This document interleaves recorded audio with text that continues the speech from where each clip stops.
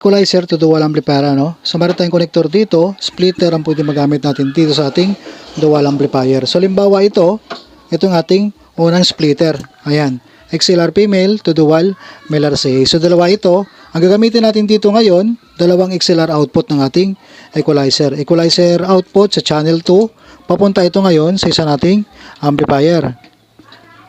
Equalizer output natin dito sa ating channel 1. Ayan, papunta ito ngayon sa una nating amplifier. Ayan yung ating magagamit dito na connector o splitter dito sa ating XLR output.